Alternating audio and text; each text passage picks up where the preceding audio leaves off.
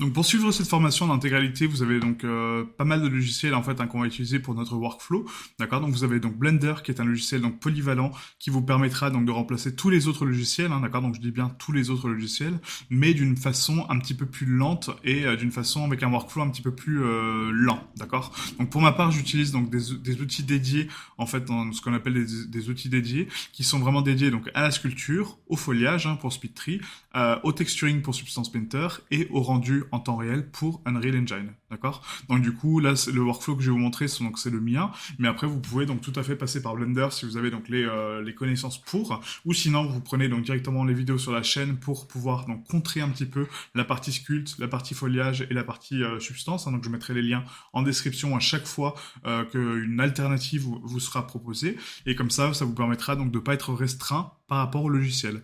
Donc, il faut savoir que tous les logiciels présentent donc une version d'essai de 30 jours. Hein, donc, pour SpeedTree, pour ZBrush, pour Substance et Unreal est gratuit.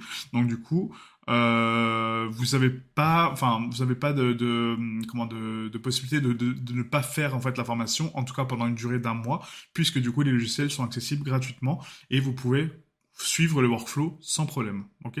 Voilà. Donc du coup pour Blender, hein, donc je vous invite donc à vous référencer donc à la section où on installe et on configure Blender. Ensuite vous aurez donc une petite introduction pour Blender.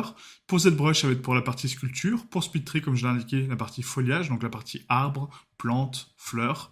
La partie substance, ça va être toute la partie texturing et pré-calcul des cartes. Et la partie Unreal, ça va être notre rendu final, notre cinématique et notre projet final. Ensuite, vous avez donc PureRef qui est ici, qui vous permettra donc d'accéder à des références. Je vais vous expliquer un petit peu le fonctionnement par la suite donc de PureRef, comment il fonctionne, comment l'installer.